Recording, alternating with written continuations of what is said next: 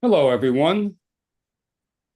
This is the Queens Community Board 1 Parks, Recreation, and Culture Committee. This will be our first meeting for September of 2024, and we appreciate everybody joining us.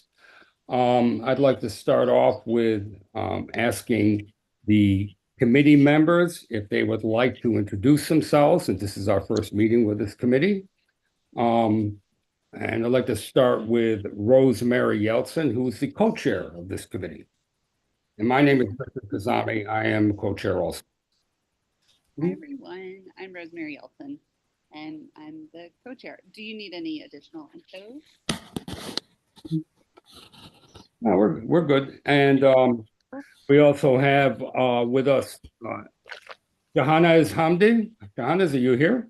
Yes, hi everyone. I'm Shahnaz Hamdi. I'm part of the park community. Thanks so much. Good. And I see Amy Howe just joined us. Hi, good evening, everyone. Amy Howe here, glad to see that we are back on a fall schedule of meetings. Thanks. And also we have our public members. We have Angie McCormick. Hi, happy to be here. Very excited. Thank you for joining us. And Phyllis Para.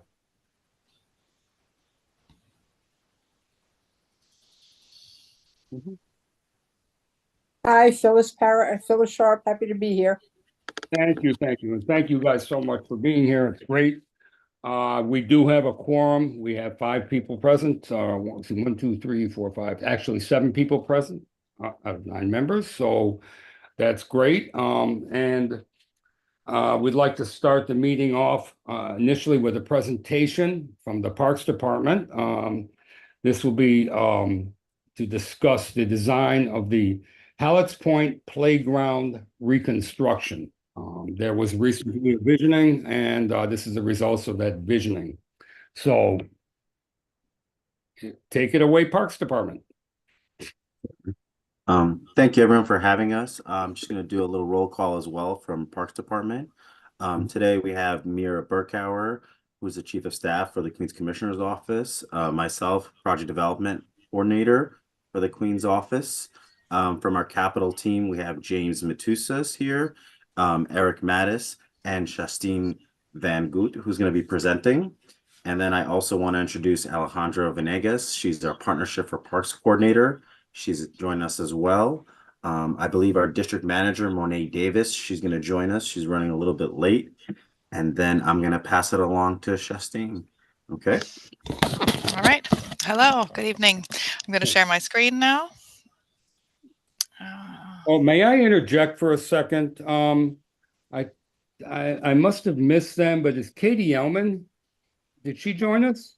Yeah, I'm here. Oh, Katie, I'm sorry. I didn't see that you were here. I'm not offended. It's okay. My name's Katie Ellman, and I'm a member of the board and a longtime member and former chair of this committee. And I run an all-volunteer group called Green Shores, and we advocate for the Western Queens waterfront from Newtown Creek to Barry Bay. And I'm very happy to be with all of you tonight. Thank you, Richard and Rosemary. Thank you. And also, is Mario here? Yes, hi, this is Mario Vergara. I'm also a community board member, just joined spring. Okay, thank you. I'm sorry I missed you guys. You flashed before me, so. Okay, so we'll go back to Parks. Okay, sharing screen. And that's full screen for you? Yeah, okay. My name is Shastine Van Voot, and I'm here to present Hallett's Point Playground. It's part of the Community Parks Initiative. We have just over $4 million for this project. Let's see, oops. So the goals of this project are to activate the park by adding new amenities, to upgrade the play equipment, including activities for teens, to increase the green space, and provide a variety of active sports courts, as all while also maintaining the existing drainage pattern. This project is in Hallett's Point, which is a point that's in Astoria the neighborhood of Astoria, just south of the RFK Bridge. There we have more aerial photographs. We'll talk about it more. This tucked in along the East River. It is in the coastal flood risk zone, so we're using resilient materials. This is the land use map. This is a neighborhood that is mostly multifamily residential elevator buildings. And this is a site context map showing neighborhood parks. Within a 5-minute walk, there's Hallett's Cove Playground, which was recently redone also through the Community Parks Initiative. This park, it was lauded as a great reconstruction, and everybody loved it at the community input meeting, and wanted to see similar things done at this site. It has a public restroom as well as a playground and all sorts of active sports and adult fitness. And there's also Whitey Field that's within a 5-minute walking distance, and a couple of other parks. But since this is a peninsula, each park is important because it's an isolated area. This is an aerial looking at some of the site constraints. So right now it's a big multi-purpose asphalt play area. And then with the playground that's tucked in between the East River and the asphalt area. There are 2 DEP access corridors running through the site. Within those corridors, we have restrictions on what we can build there. So that's part of the challenge of redesigning this location. This is a diagram of the existing conditions. So we have the New York City Greenway that connects First Street out to the waterfront promenade, running along the north edge of the site. Then the big multi-purpose play area, and the playground, which currently has 2 play units and a swing set and some concrete animals. This is a site analysis. So of note, the DEP access corridors and also the critical root zones, all of those areas have restrictions of what we can build and how much we can excavate. There are areas of poor pavement condition, which will all be addressed in the upcoming project. And then the orange lines indicate how you travel through the site. Currently, the playground is not very well connected to the street, and the MPPA has it's difficult to get through from the street to the MPPA. Right now, there is a hole cut in the fence so people walk through because there is a desire line to get out to the waterfront promenade. So resolving the circulation was a priority in the redesign. This is the tree inventory. So you can see that there are lots of mature trees within the playground area especially. And now we'll take a quick tour of the site with photographs. On the left, photo 1 is the street edge and the sidewalk, and then on the right, photo 2 is the greenway connection from First Street out to the water, and the MPPA with the backstop. This is another picture of the street edge looking toward the East River. This is from inside the asphalt play area. You can see the playground and then the river beyond in the left-hand photo, and some new buildings in the right-hand photo. Now we've walked out to the waterfront and are looking back toward the MPPA and also back toward the playground area, and rotated around and now looking at the spectacular waterfront views and the waterfront promenade and the entrance to the play area on the right with the flagpole. The old play equipment that could handle some updating, and the concrete animal sculptures. So in January, we had a community input meeting. And from that meeting, we heard from the community and what priorities and ideas for this site. We also did some additional outreach. Partnership for Parks helped distribute flyers to the surrounding community that had a link to the online survey. So we received input through the online survey also. So what we heard is that people loved the Hallett's Cove playground and really wanted to see a lot of that same those same uses at this location, specifically keeping open space for play and open space for summertime events. And then also a strong interest in soccer, as well as pickleball and fitness equipment. And again, like I already mentioned, the activities for teens. So keeping that really on the top of our minds. All that said, so adding drinking fountains and bottle fillers, and also just more green space to make it feel like a more natural environment. So considering all those factors, this is the reconsidered schematic plan. I'll start with just some general notes about the overall design. So we'll be installing new park lighting throughout the entire playground, both the MPPA and the multipurpose play area and the playground itself. This is to supplement the lighting that's already along the greenway at the north of the site and the lighting that's along the waterfront promenade. So the playground will be well lit. And then we also really focused on making a better circulation route and connecting the park to both the street and the waterfront to make it feel like it's more integrated into the neighborhood. I'll start at the pink arrow with the dot. So if we're entering the site here, we have a new corridor that brings you from the street out to the waterfront. And as you enter a teen-oriented area that has fitness units, an adventure course made of fitness units that are related to agility and that are active and teen-oriented in the sense that it's a sequence. Pardon me. As well as painted agility course. And then across from that, there is a ping pong table with seating nearby, social seating, so that people can hang out and watch while people are playing ping pong. And there is a drinking fountain in that area as well. Once you get to the center of the screen, maybe you can see my little cursor, you'd enter into the MPPA, the multipurpose play area.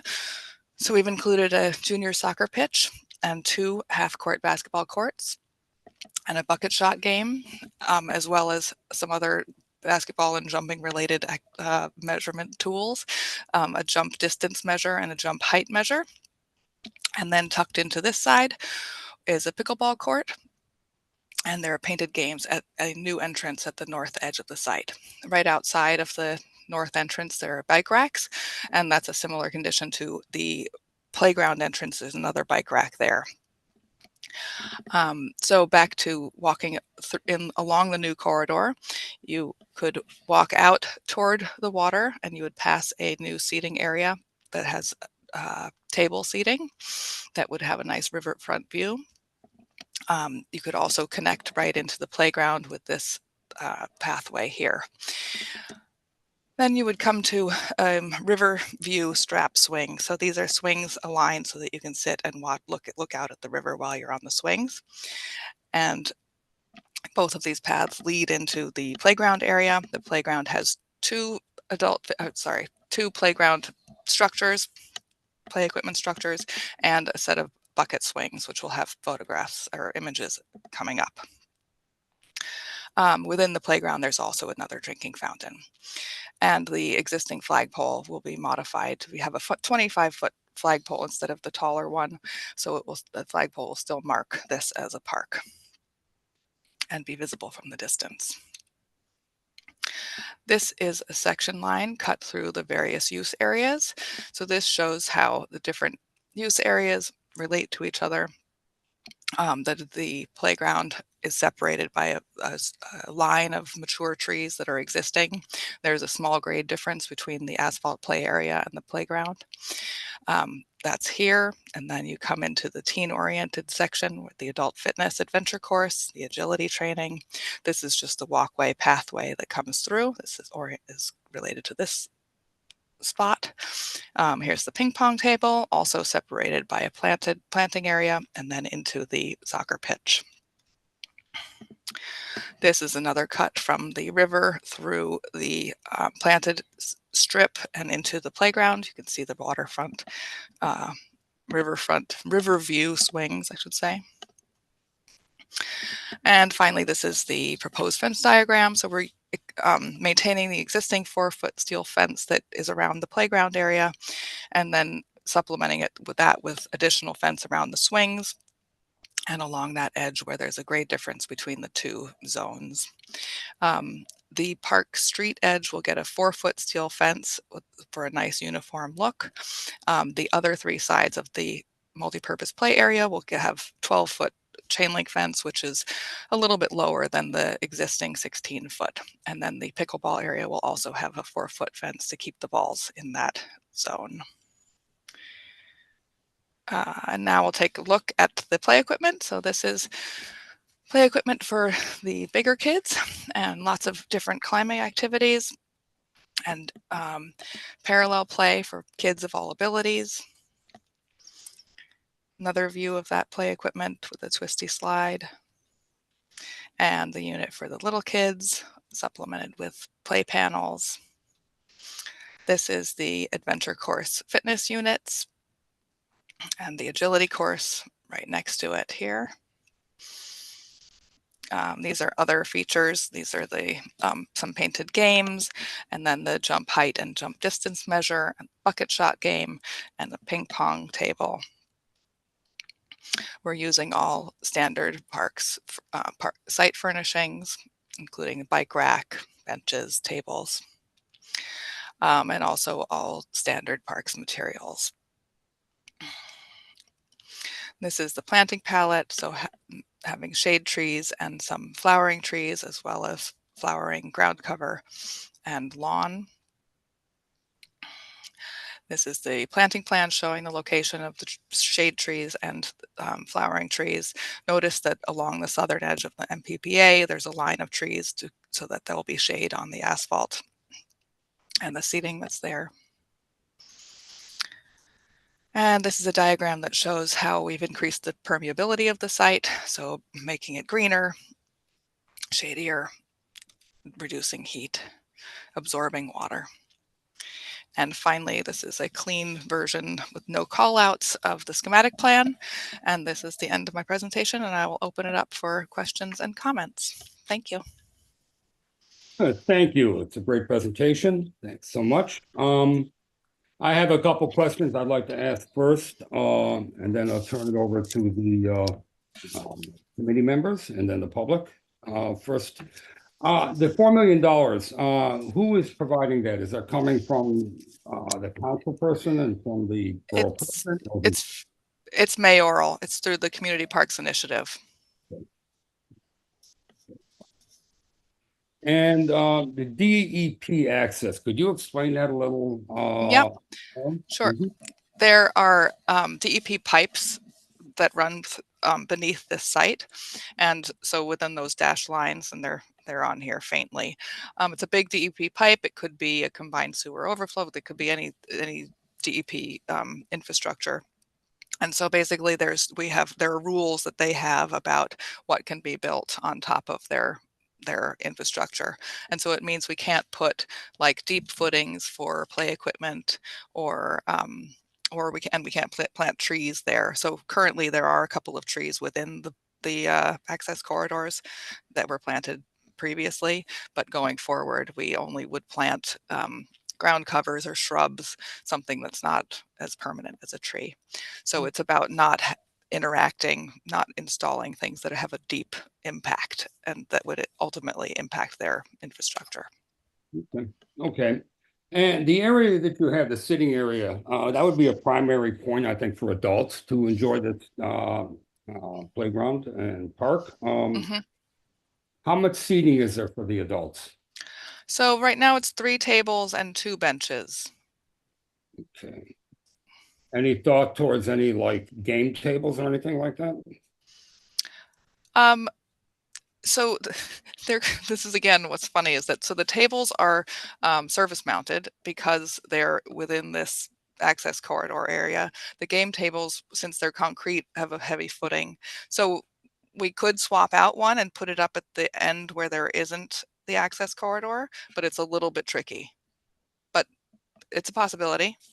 Okay, good. And I can look into that. All right, thank you. And just out of my curiosity, it's my ignorance, what is a bucket shot? Bucket shot. It's a game. It's a post with it's sort of like baskets, but they're a tube and that you can play, and it shoots the ball back out of the tube. So it's like basketball, except that it's not just a net. Okay, okay. Those are my questions. I'd like to turn it over to the committee. Let me get my view here. So can we take down the Should I close the shared screen? I don't know if you have to close it. If you could tell me how we can show people that have their, if anybody has a question, they should raise their hands. So how would I see the raised hands? I'm getting used to this program, so. Okay, Sure, you have It's Evie. good. got it now. Good. Okay, first up was Evie Hedzopoulos, our chair. Evie? Hello. Yeah, I just was curious about the durability of all the equipment because I think there is going to be a school that's going to be constructed right across from there. And I imagine that it's going to get a lot of use by the kids. We haven't seen the design for the school yet or those plans, but I think that is like on its way. So, what is, I guess, what's the expected, life of like the equipment and the surfaces and all that, based on something, and is it based on like heavy usage that might happen? All of the material that we use is standard, and it's used throughout the city as far as either in schoolyards or the playgrounds. The lifespan of all of the equipment, I mean, does anybody know that off the top of their heads?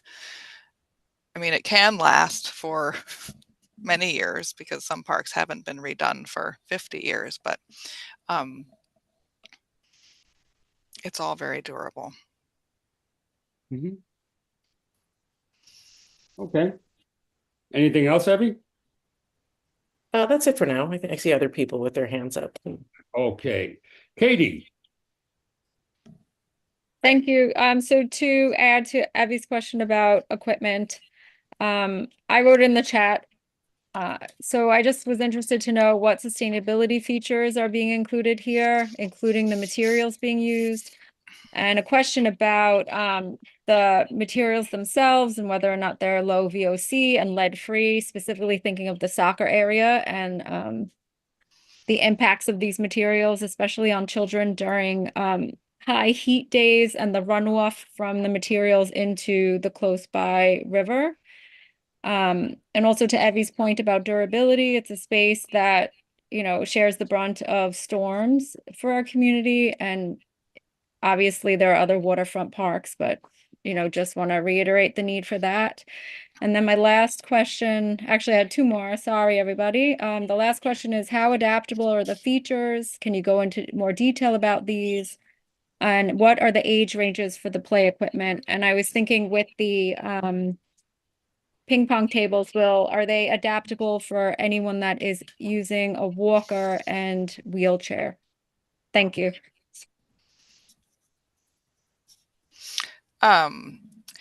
So the materials that we use there, again, all of this park standard materials. And in the case of the safety surface, when it's in the flood zone, there are two different ways of installing it. It can be inset so that it's a flush surface. But in the case of a flood zone, we don't do that because it pops out of the curbs that surround it.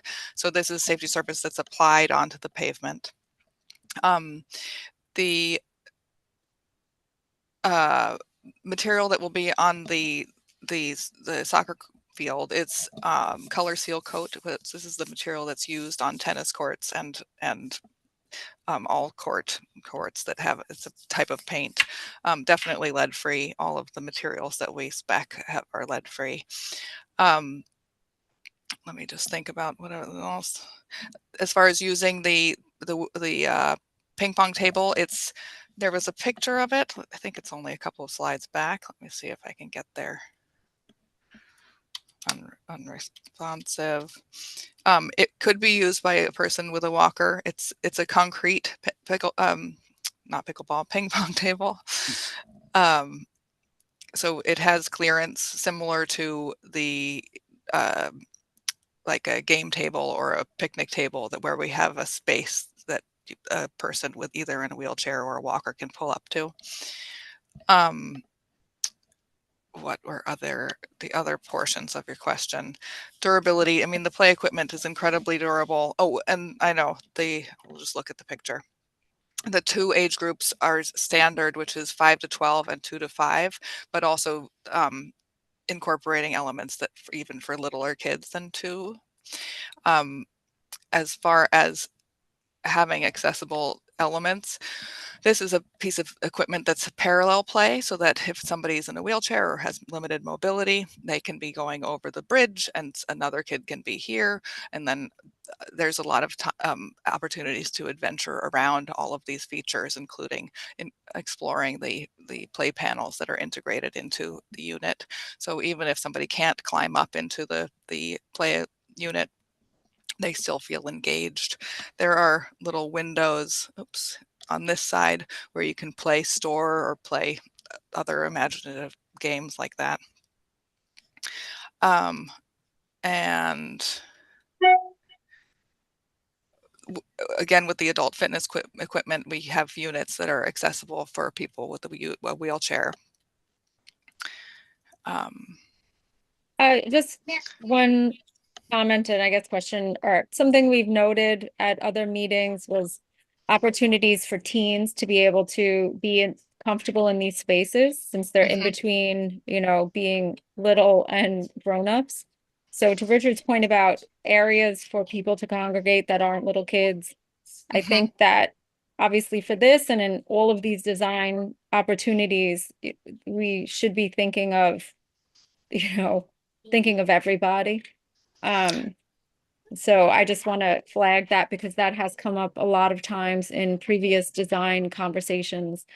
And you can't, it's a limited finite space and there's a lot of desires and dreams that go into it. But I just wanted that to be, I just wanted to say that. And so that was the goal for this, the adventure course. So this is a sequence of adult fitness units and this painted agility course as along with the ping pong table and the seating that's around it. So this whole area is meant for age groups that don't relate to the play equipment. And can also, of course, teens can be in the active sports courts, but this is a little bit more intimate and it's separated with trees on either side. So hoping to provide an activity and some space for teens that don't fit into the kid categories. Okay, Katie, is that it?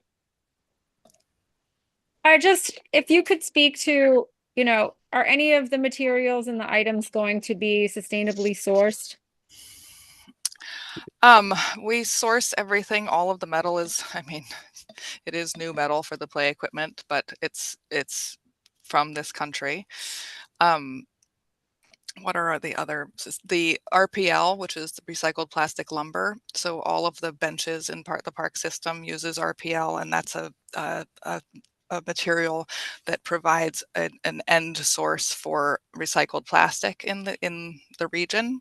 So that's one of a big initiative that Parks Department has been involved with for many years. Choosing plants that are resilient and will survive a flood if there is a flooding event. That's an important factor. We also use compost and fertilize the soil so that the soil will support the plants that we're planting there. Which are the other materials? Thinking safety surface, benches, lights. All the lighting is LED, so it's low electricity use. And we do have a certain amount of fly ash that gets used in the concrete, which reduces the carbon footprint of the concrete as best as we're able to, while we're maintaining, you know, still using concrete that will withstand the test of time. Thank you. Okay, thank you, Katie. And now, Amy. Hi, good evening. Question is, will the elevation be raised in this flood zone area? And you mentioned permeable surfaces, but there's a lot of concrete and asphalt. So have there been other parks in a similar kind of setting where these materials have been tested and they kind of worked well under multiple floods? I mean, pavements withstand flooding. Water comes in and water comes out, and you have to wash off mud that gets washed around. This site is not going to be elevated up. We're not going to change the grade because all of the existing trees, you can't do that. That impacts them. You need to keep the grade at where the roots are. So it's a balancing act between retrofitting a site so that it's usable, and making the best choices so that if and when it gets flooded, it can be cleaned up and it will still be a usable park. And again, using the types of plants and trees that can tolerate inundation, that really helps so that with prolong the life of all of the vegetation that you want to have there so that it's providing shade and comfort for many, many years instead of having to start over with new trees. Okay. Okay. Any other questions? No? Richard, there's some questions in the chat, I think. Oh, no, I know there's that. And there's also is there anybody else from the committee that has any questions right now? Other than in the chat that would like to speak live? If not, we also have Howard Odom, who's got his hand up. Howard, if you would like to ask your questions. Oh, hi. Thanks, You Richard. explain where you're from too. Oh, yeah, I'm from Astoria here. I live in Astoria now. But my quick question was just if there's a known estimated completion date for all these enhancements and any known times when the current park will be, shut down for construction or parts of it. Let's see. So design is going to be completed in spring of 25. Then there's a year of procurement. So spring of 26 would be when construction is likely to begin. Thanks. Okay, and now we have Lynn Kennedy. Hello, Lynn. How you doing? Hi, Richard. Hi, Parks. I put some questions in the chat, but I'll just ask. I think one of them was sort of answered as per where the passive areas are in the space as well, just because that meets the needs of different age groups. Sorry, my full name is Lynn Kennedy. I didn't say that earlier. And the other question, so I'm going to just modify. I'm sort of reiterating a little bit just the material usage of the soccer fields. I've just noticed in many parks that they tend to kind of not last very long, and you have to replace them. They sort of break apart a lot. You can see the wear and tear depending on the usage of those. So I guess I was curious about that, if like through testing of materials and non-toxic materials, of course, but just the testing so that this doesn't have to be replaced in 5 years, because they're costly to replace as well. So I'm really curious about that. And there's been nothing specifically, I don't think there's been anything specifically said to what it is that you're using there. And how will it be maintained, which I'm curious about because I often don't see a lot of maintenance happening around soccer fields within our community. And so they degrade a lot faster when there's less maintenance. So that's one of my questions. And then I had sort of another question, but if you want to answer that first, I can. Sure. So the material is color seal coat for all of the active recreation elements there, which is, oops, it's this material. So this is what is painted on tennis courts, basketball courts. Oh, it's a hard surface. It's a hard surface. It's not a synthetic turf field. This is a very small soccer pitch. This is not a league game size. Yeah. So It's supposed to last at least 5 years. You know, no material lasts forever. It is a paint material. It's a industry standard as far as athletic courts.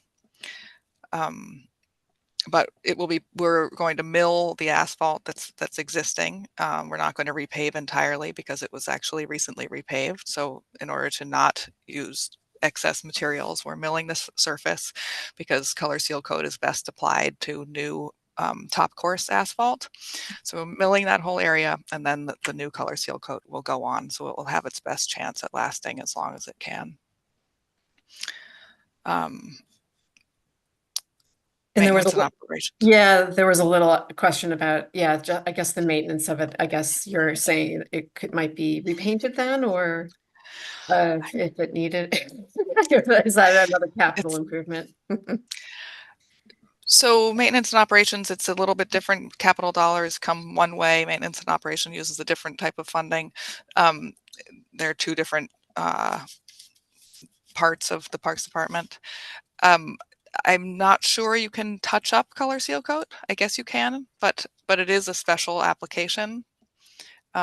Somebody else would have to speak to how the color Hi, seal coat is maintained. Shastine, I could help you with that. This is Jim Matuzis, Director of Landscape Architecture. We have a different organization called Citywide Services, and they have contracts where they come out and they repaint our courts. So yeah, after like 5 years or so, if it starts to wear, where people usually have their foot traffic, they can retouch things and redo it. So. Thank you. The other question was just about the equipment. There's some ping pong and pickleball. Will there be equipment provided for the public? And how will people access that?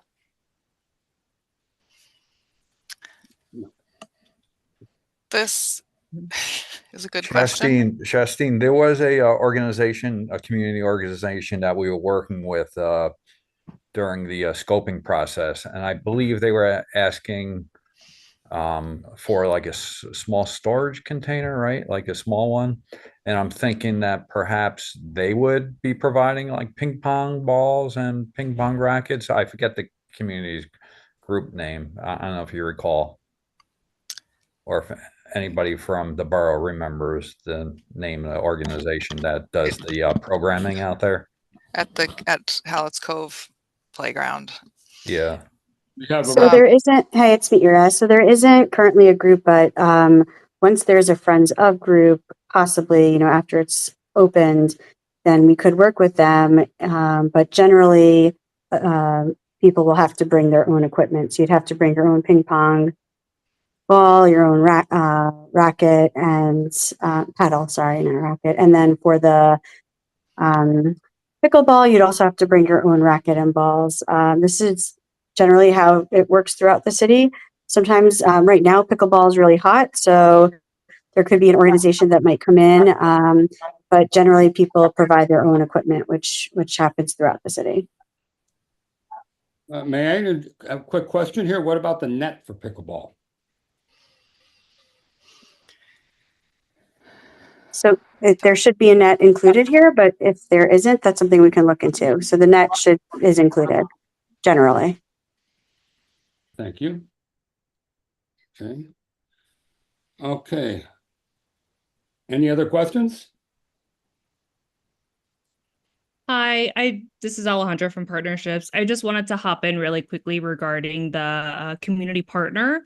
So the partner that works in Hallett's Cove is Hallett's Playground Association, and they were hoping to activate Hallett's Point Playground as the redesign comes and the construction happens. It's just right now, since they know something will happen, they're not currently activating the space. And I think Aisha's on the call. I see her. I don't know if maybe she wants to chat or mention anything. Hello, but just wanted to put that out there.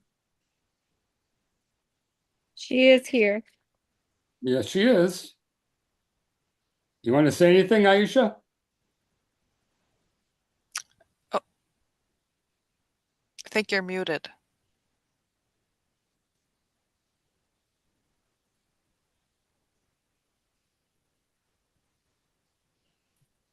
Okay, There we go. I think, can you guys hear me? Yes, Yeah, yes. yeah. Mhm. Yeah, so my question was, yeah, we were very much the Hollis Playground Alliance was very much interested in activating some activities in that space. And one of the things that we discussed in the early design stages was having some small space for storage where we could have equipment that would facilitate some field games, and we could provide, balls and things like that that, would accommodate the equipment that's there. So we could have ping pong balls, we could have rackets, we could have certain things like that. That would be in a storage container, and people could access it at certain times of the day where members from our park group would be there in the park to, collect the materials and also and to give them out. So that was one of the things that we were very much interested in. And I want to know where that was in the current design. So can you see the little hand on the screen? I'm trying to fix it. Okay. Up here, I've Okay. reserved a space for a storage box. And as I understand it, it's Okay. Yeah, I see it. that it won't necessarily be delivered in the capital design, but it's the space is there, and we could mark it, but as long as people know that it's a good location and it's out of the way and it's not doesn't mess up the flow of the site. And there's plenty of space for a storage container to be there. Nice. Okay. Evie. Got a Yeah, question? thank you. I just had one more question. I think you said that there were going to be just 2 benches, and then Oh, there's no. the 2 benches that are in this table seating area. Oh, got it. So Okay. these are the tables, and then 2 benches here. It just gets a little bit narrow because of the shape of this area. Mhm. I might be able to squeeze another bench in there. So will there be benches elsewhere in the? Yeah, so Yeah. this thing with the little lines, so bench, there are benches along here and along Got it. here, up here, and then throughout the teen area. Okay, great. I And just, then yeah, it was also hard with to the tell on my play screen. equipment. Thank you. Yeah. Thanks for Yep. clarifying. Thank you. Also, we're replacing the promenade benches with 39 World Spare because they're currently the ones with the really wide slats, and we're trying to phase those out. In the chat, we have a question from our new public member, Phyllis. Any sprinklers or water features going to be included? So there is a water feature at Pallets Cove Playground, and this we're not including a spray shower here, but we have a bottle filler and 2 drinking fountains. So there's a bottle filler for the promenade users right on the outside of the playground here, down at the bottom of the screen where my little hand symbol is. And then there's a drinking fountain in the playground and a drinking fountain between the teen zone and the MPPA. Okay. I'm not sure if we answered this already. I think we did, but Katie asked, what are the age ranges for the play equipment? So the larger equipment is for 5 to 12-year-olds. This is the standard sort of age range that equipment manufacturers give, and the smaller equipment is for 2 to 5-year-olds, and then sometimes there are tot units also. This one's an in-between unit that could be tot through 5. Okay, very good. I think that's all the questions in chat. Does anybody else have a question that they'd like to bring up? I do have one other quick thought. One thing that often happens in these playgrounds in the area are 2 things that are important, have to do with sanitation. How many receptacles do you plan on having? How do you plan on servicing this? I know that's more of an expense item, but I'd like to know, what the thoughts are towards that. And in this area, historically, there's always been a lot of barbecuing right here and right in front of some of the buildings in Astoria houses. So how do you think that will affect it, and how do you think you might want to deal with that? Okay, so up the north corner here, the upper right of the screen is a garbage can inside the site, and then there's the trash receptacle container. So that is where garbage can be stored temporarily before, so that the pickup is slightly less frequently, but it's in a locked metal bin. And then within the playground area, there is another trash receptacle, which the idea with the one up at the upper right, it's right near the street. It's very easy to access.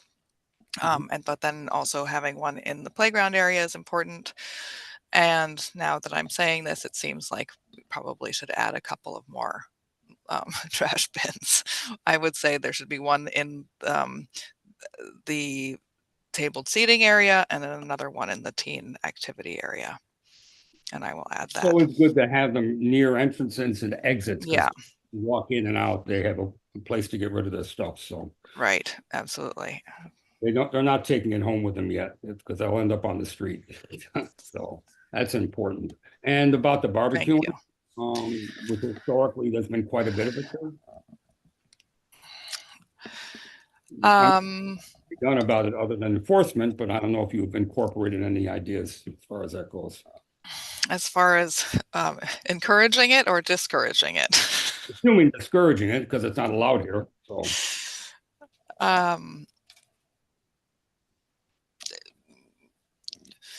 Besides just the way that the site is designed, you I mean think like signage? Shastine Heights, it's Eric Mattis, the Queen's team leader for Capital. I think the borough should comment. Sorry, I couldn't hear you too well, sir. Sorry. I said if there's anybody from the borough, they should probably comment on how they're going to be able to, police that issue, as I'm sure they're having to do it now as well. I know it's difficult, but I'm not sure who is still on from the borough that might be able to provide some insight. Eric, I just wanted to add that typically on our standard park signs that are posted at all the entrances, the rule sign will say no barbecuing for that area. So that's one way that we try to deter barbecuing when barbecuing isn't allowed in the playgrounds. But yeah, if Miera is here or if anybody else from the borough is here, maybe they can help out. Yeah, I mean, so first of all, generally just with the design, we're trying to create spaces where there's really no area to barbecue. And then, we just generally have staff and then we have enforcement. So between the signs, creating spaces where you're not really able to barbecue, and then enforcement, that's how we would ensure that there wouldn't be barbecuing. Okay. All right, and along those lines, one other question, it has to do with dogs. There's a lot of dogs in this neighborhood, and there's going to be more and more coming. I know we're working on some solutions possibly at Whitey Ford Field, but at this point, will you be allowing dogs within the playground and multi-purpose areas or not? No, dogs are not allowed in playgrounds or in playgrounds in general. Okay, just wanted to clarify that. Okay. All right.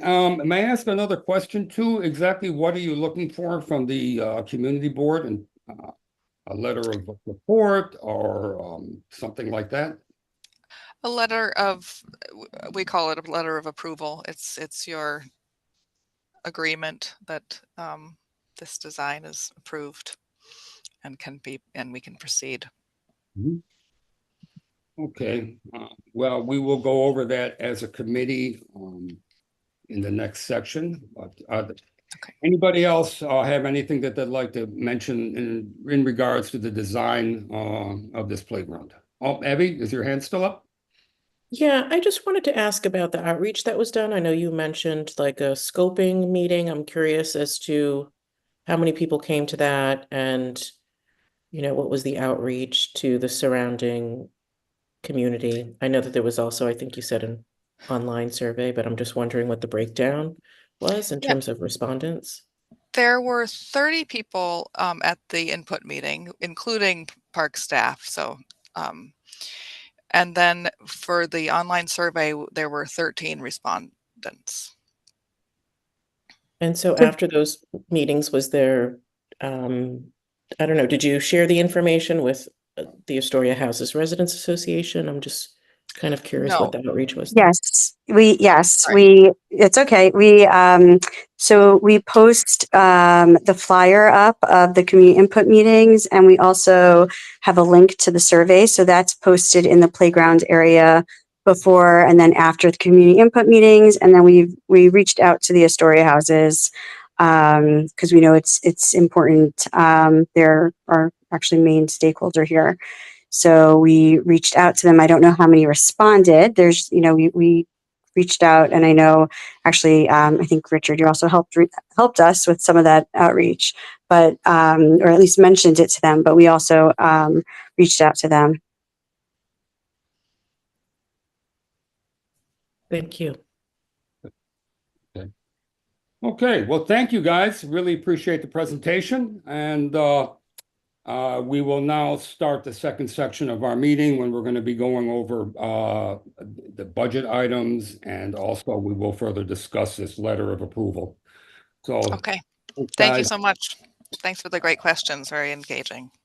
Yeah, appreciate it. And thank you. Okay. So everyone on the committee members, this morning an email was sent with some information on it. Two people responded that they received it, unless I might have missed an email. But did everybody receive this email that's with the committee? And this email had different examples of possible items for both our expense and our capital lists, both old and new. I didn't see that, but I will look through my email right now. It might have come from Richard Kuzami, not the community board. I receive it. Mhm. Good. Good. I did. Mhm.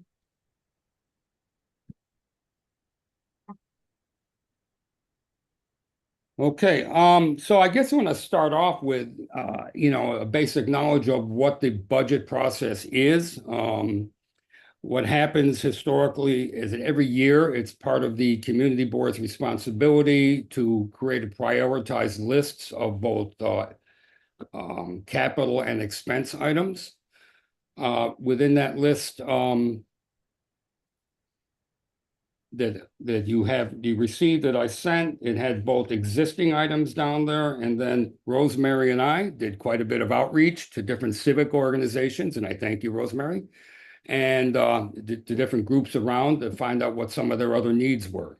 So we compiled that into a couple of documents here. I actually wrote something at the beginning of each of these letters, and I'd like to read that to you, particularly for ones that did not get this document. To all committee members, following is a worksheet advising both existing and proposed expense budget items for fiscal year 26. And we're going to ask each member to establish a priority list of your 10 top asks, whether existing or proposed. We will then assign a numeric value. Your number 1 will get 10 points, your number 2, 9 points, etc. Final committee rankings will be determined by accumulated points. Please note that these rankings will be referred to the budget committee, and we happen to have as one of our members, the chair of the budget committee, Amy. And once it's referred, they will, and that committee, work to integrate our findings with all the other committees' findings, and they will be submitted to the full board for approval, which will then submit them to the city. Now, keep in mind, as everything else is, we are advisory. Okay. These rankings do not come with any funding. The community board has no funding for this kind of stuff. What we're doing is just advising agencies, elected officials, and other interested parties, what important expense and capital projects there are, so that when they do get funding, we're hoping that they will follow our suggestions. Again, it's advisory, but it is important. Also, quite often these items will stay on this list for many years. Okay. Sometimes I know that the Long Island High School, I think, was on it for 30 years. Something like that. I know that there was fixing the seawall under the Queensbridge. That took over 25 years to get done. So you just, as all things are in government, you have to be patient and just continue on until, you know, the time is right and, you know, all the stars are aligned and we can get stuff done. So I know it can be exasperating sometimes, but this is the way it works. Now, the difference between, if you have any questions, please stop me. But the difference between capital and expense. Capital items are basically infrastructure items. You know, building and creating, you know, buildings and sewage lines and roads and things like this. These are generally paid for by municipal bonds. It does not come out of the tax revenue from the city. The expense items, okay, are actually operating costs and things like that. In other words, things like, you know, hiring personnel, you know, things like that. These expense items come directly from revenue from city taxes. So that's some, in a nutshell, some of the differences between these. Okay.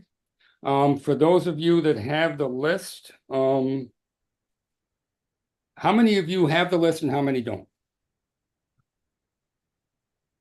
I have. Okay. Good. How many? Oh, actually, let me ask it this way: how many don't? I don't. Okay.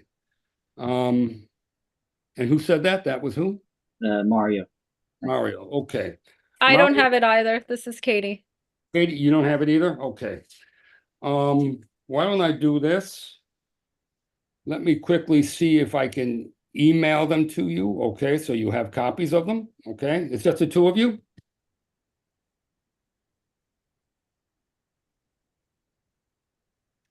I don't have it either. Oh, and this is Phyllis. okay. Phyllis, Katie.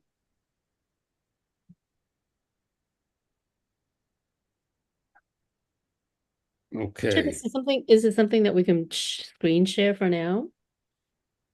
I guess so. Okay, we could do that. Just for, you know, the sake of conversation. Okay. Being not using Zoom very often, and I'm sorry to say, okay, I use a different program. So the share item is where here? Let's see. If you click the green share screen with the arrow on it, Okay. there you go. And it'll show you the various screens that you can present to us. I would share mine. I can't due to taking minutes. Sorry.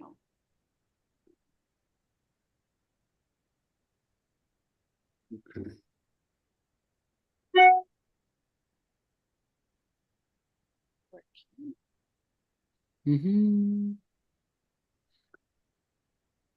Could we also make Rosemary, if you become a co-host, can you share?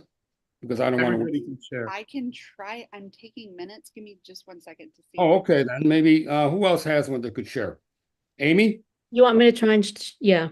Okay, can you make Amy a co-chair on this so that a co-host? Everybody can share. Okay, good. Okay, Amy. You see, the capital list? Okay, perfect. All right.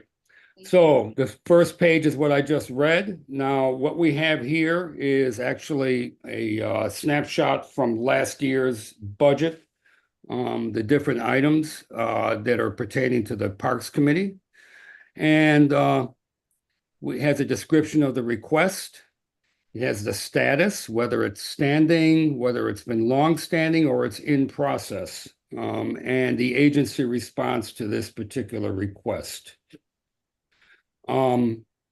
Just so you know, anything that's in process, that means that it is in some stage of actually being fulfilled. So we do not touch that. That stays within the list. It might be moved to what is called a CS standard, which is continued support. That's a separate list from these lists that we keep. That's something that Amy will establish in her committee. But you would go through each of these, and below this, the next page, Amy, All right. is more of them. And you see these ones in green are actually in progress also, okay? And then below that is proposed items. This is the stuff that Rosemary and I, in doing outreach, heard from different institutions and different stakeholders. So like with we also took information from the survey from city planning, Hoyt Playground, renovate playground. This is a funding source committed to from Staples. In other words, this is something the developer is going to be actually doing, but we should probably keep it on the list. Green Space, which is a cultural institution in dance, funding to provide local schools dance program. Whitey Ford Field, they have a series of quite a few things here, 13 things here.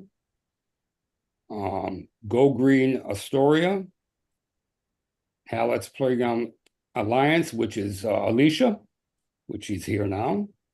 Some things from the Old Astoria Neighborhood Association. So what we're asking everybody to do, since we can't do this now, we don't have the time, but is to go through these items and list your top 10 items by priority, okay? And then you would send them to us, and we would then put them all together and prioritize them and then give them to Amy and her committee. You have anything to add to that, Amy? Yeah, I mean, I'm looking at the green space one, and Mhm. that seems to be an expense item, right? Rather than a capital. So we need to just call out the capital versus expense items. Okay. Like Yeah. an electronic scoreboard for Whitey, Well, Whitey. he's asking for it, I But didn't. is that an expense item or is that? Would be a capital item. Definitely. Mhm. Okay. Mhm. Okay. Mhm. And if I may ask also, the sooner we get these priorities, the better, so that we can really start to, slot out from the previous list. Also, I think looking at the existing list, anything that can be stricken, like, this top item seawall repair, this project has been completed in this fiscal year. So like, do we remove things like that, Richard?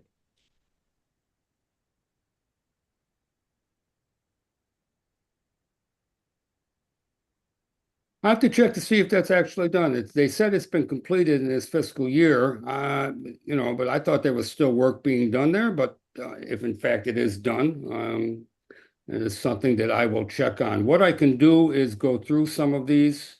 Like there's a few errors that I made. I admit that. And this is stuff that I took off of the previous list, though. So this is an error from last year. Okay. So what I would do then, I think, is have to go through these and then resend out to everybody updated lists. And I was going to ask you what date would be a cutoff for the people to submit their lists of their top 10. Should we try October 1 or something? Sure. Is that October 1st to you from us with Yeah, everything? yeah. And we still need to organize a meeting with all the chairs. So, again, getting from each of the different committees, all the priorities first, and then trying to slot them all into a list that makes sense for everybody. Okay, I guess that if it's October 1, then they have to get it to us 2 days before that. So we're looking at October 2nd? Would that help? Sure, if you can get it to us by the 30th, November 30th. September 30th. September 30th, excuse me. Thank you. Okay. Does anybody have any questions right now as to what this priority list is and how it's structured and the difference between capital and expense. Should I stop sharing? No, keep it up for a second in case somebody has a question. Because we have a second list too, if you want to put that one up too.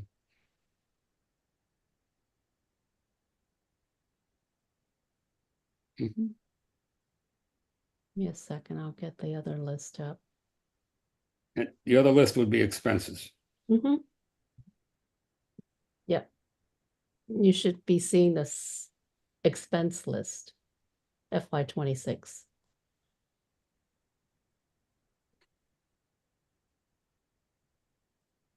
Okay. And this again, the first items that are in the boxes, okay. The first is the rank and then the description, the standing, and the agency response. These are expense items from last year. And then we have new ones underneath. There's not as many, there weren't as many requests.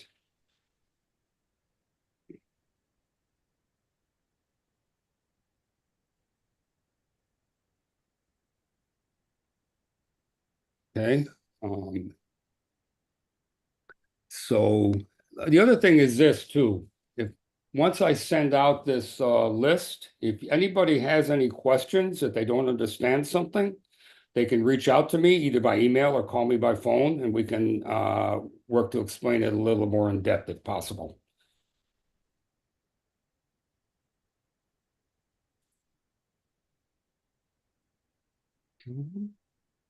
Anybody have any questions?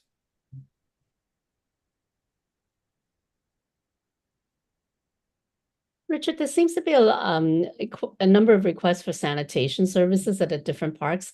I mean, should we make that one? That's where you come in, yeah. That's Okay.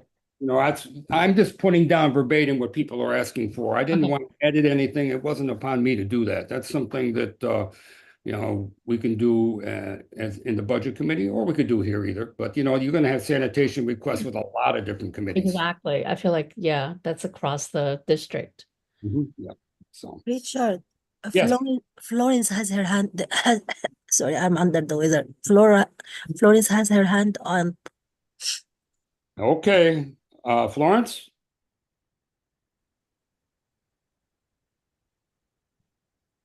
I don't have her on. Hi, I'm sorry, I couldn't unmute. The one that you were discussing about Astoria and the waterfront, that is still supposed to be on because we're still working with the Army Corps of Engineers. Money was committed to that project and it is still being worked on. The study is not completed. And the idea is that they find a resolution to why the water rises up and over the seawall and onto the promenade, flooding the promenade. Also, sanitation at individual parks should be called into the board office. That's a board office thing where individuals can call the board office and we can talk with the parks director and have sanitation addressed through the board office. That's not a capital expense individual park item. Unless, of course, if they don't have enough trash or physical receptacles, though, that's something that we could address. We could ask through the office too, it's faster. Whatever you prefer. This is the way it normally goes, though. Good to know, thank you. Good. Okay, I know people must have questions because it took me a long time to figure this stuff out when I first started. It can tend to be very confusing. So does anybody have any questions here? Leanne has her hand up.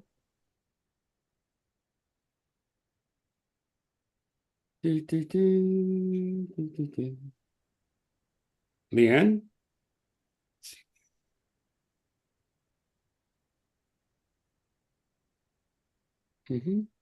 Hi, I started to speak and then it went mute again. It's odd. But anyway, it's Lynn again, and I just had a question that there are just so many standing projects. Are they not at all? I'm sorry, I might have just missed it because I'm cooking. Are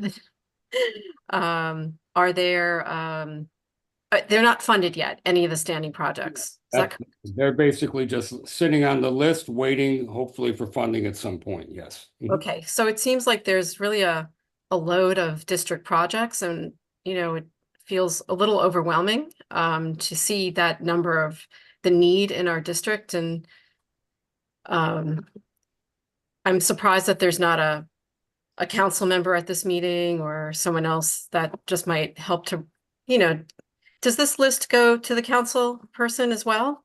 Oh, yes. This kind of feels like it's in a vacuum, and a lot of these things are not getting done that quickly, and things are just too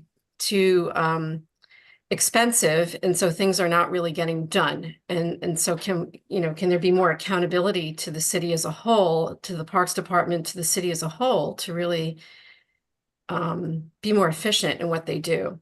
Do we have any power whatsoever?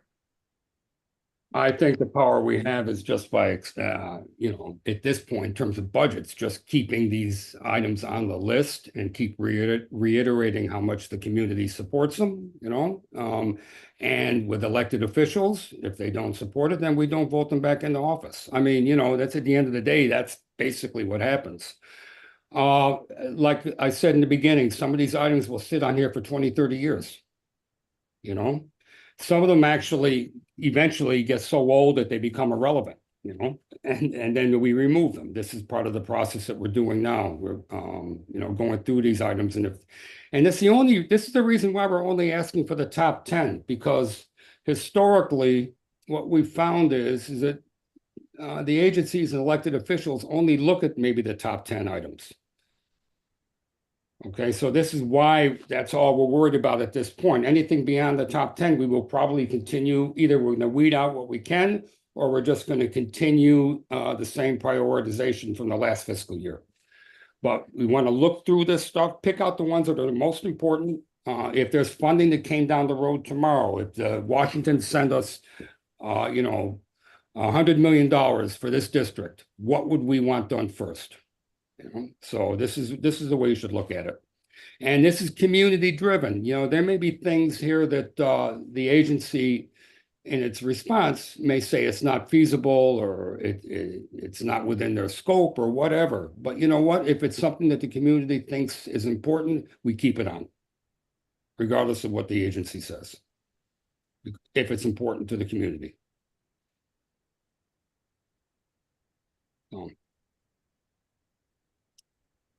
Any other questions?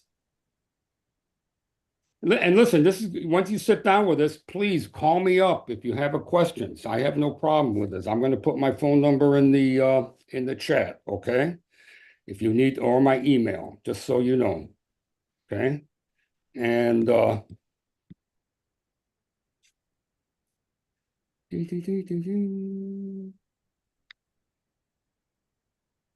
okay.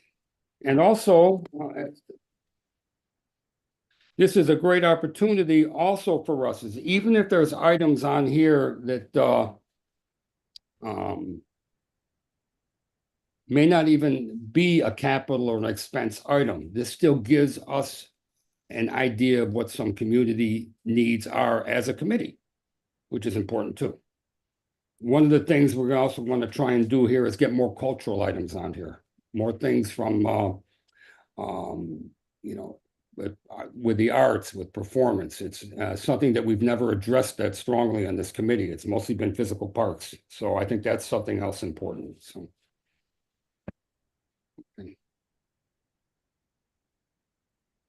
Okay. Any other questions, or should we go to the letter of support for the Parks Department? Okay. Does anybody have any comments or anything that we should be, if we are going to support it, are we going to have any asks within that support letter?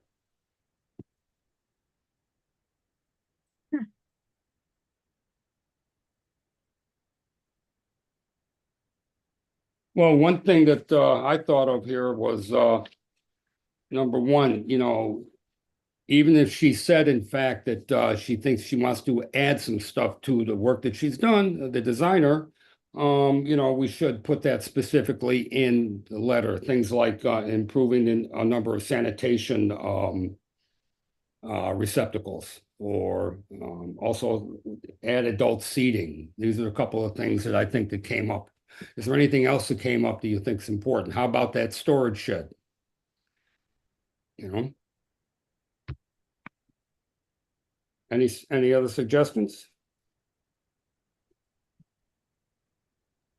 I just had a comment that has come up a lot, and even at the public visioning for this site, was the fact that, yes, a storage container, whatever form that takes, will help the parks group there, but the issue is it's going to be limited and it won't help for all of their needs. And also the comments that came up even from our, Tyrone, where we need actual, like, a capital project where there's space, whether it's a small rec center, a satellite rec center, something that my group's been advocating for is for some kind of space within a building that will allow indoor programming that complements the outdoor programming that happens in our waterfront spaces. But, this has been asked for a long time.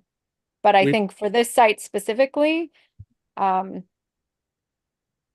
it just as much storage for the Friends of group as possible would be ideal. Good. Yeah, I know that the community centers, we've been asking every developer, every elected official for 20 years to try and get some sort of community facility in there.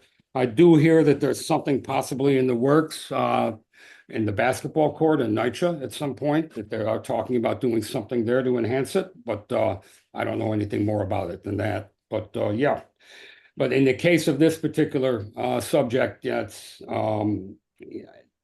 other than the sanitation, the adult seating, and the storage shed, is there anything else that you think is important for the community? Aisha, do you have any thoughts? Is she still here?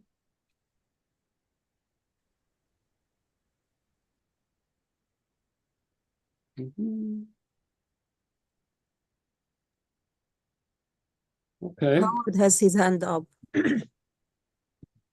Hi, Richard. Can I ask another question?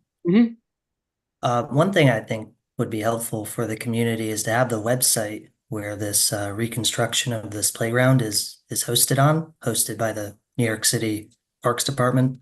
And right now it's a bit out of date. It says the projected completion date is next October, which doesn't sound like it if the design's going to finish in the spring and the procurement's going to take a year and the construction is not going to start until the spring of 2026. So I think that would be helpful to update. And then also, if possible, making that presentation of the that was given today, like, available as well, maybe on the website or through some other means. I think that's, one way we'd be really able to review it in more detail to understand, some improvements that could be made, if any. Well, it'll be available, first of all, on our website. The community board will have it there. I don't know that it's available on the Parks Department website, as far as I know, but it will be available here. While we won't take a vote, because we can't take a vote because of public meeting law. If you want to think of additional items, we could, in fact, maybe relay this information through the chair to the district manager. Florence, if you want to get on, maybe we could discuss the best way to handle something like this rather than just approving it right now.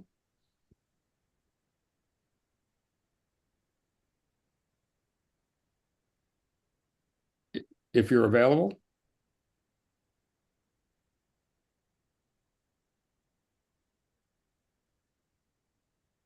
Well, here's the thing, okay? What we can do is we can approve it right now. And if you view this and you come up with other things during the meeting, the next general meeting, when it comes up for a vote, you can add amendments at that point. Okay, but I do think we should get something out there today. get the process started. Okay, thank you. Okay. One other thing to keep in mind, and this is something that I had a discussion with Parks about already. If you're going to look online for information on this park, it is not called the Hallett's Point Playground. It is called Hallett's Cove Playground A. And this is something that they really need to change. And I've already expressed that. So if in fact you want to look something up about this playground, it does not say Hallett's Point Playground. It says Hallett's Cove Playground A, just for your information. And they said that they're going to work on that. We'll see what happens. Okay, so what we're going to do is we'll work with Florence to put together a letter of approval, adding those 3 items on, okay? And we'll bring it up at the next meeting and vote on it. And if you have any amendments that you want to make, that's a great time to do it. Okay. All right. So with that, are there any other questions? Everybody knows their homework assignment, the top 10 items for each. And what day is it due? September 30th. Good. Okay, great. Well, thank you so much. Again, Got it. Thank you. okay, my contact information is in the chat. So please check it out, okay? And call me if you have any issues at all. I'm always available. I'm sharing my contact information in the chat as well as soon as I can get that pulled up. If you have questions, obviously you can reach out to me. I will probably have to reach out to Richard to get the answer at that point because I'm learning as I go here. So thank you for your excellent leadership and very excited about this upcoming year. So still can't find the chat box. There we go. All right. Please feel free to contact me.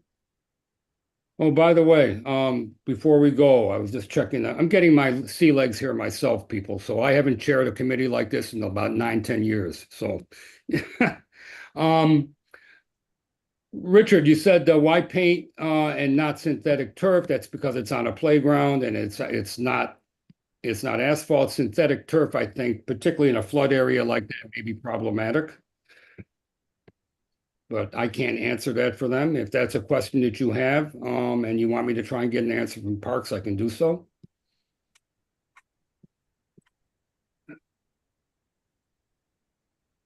Okay, there's from Lynn. There's a puppet show at Astoria Heights Playground, October 5th at 11 a.m. That's the way we really got to use Parks. Okay, well, thank you everybody for joining us, and I look forward to receiving everything from you, and have a great night. Thanks, everyone. Thank you, everyone. Thank you. Good night. Bye-bye.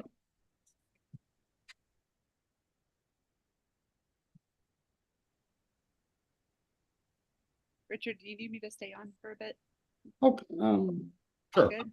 Mhm. Oh, sorry, I was dealing with a screaming baby right before the meeting. Of course, that very minute, and I was like, No problem. so I do apologize, but back online, of course. So, when it comes to compiling all of this, are they sending the information to you? That's what I was. I'm yeah. sorry. Are they sending it to you / me or to? Yeah, sending it to the committee. We're going to be compiling it together and with their lists. And I think what I'm going to do is send out an email to everybody right now, wondering why some people didn't receive the other email too that I got, which is surprising. Richard, I resent it for you, by the way, during the meeting. Oh, great. Thank you. Thank you so much. Are we still live recording? Yes. We are. Okay. Yeah. Well, you can Everything you're start the recording. discussing is on YouTube. Say it again. Thank you so much. Thanks. Good. Okay. There we go. Mhm. No worry. No worries. Okay, so they're not sending it. What my question was they're not sending it to Florence, they're sending it to you. Anytime you send an email out, if you could just, you don't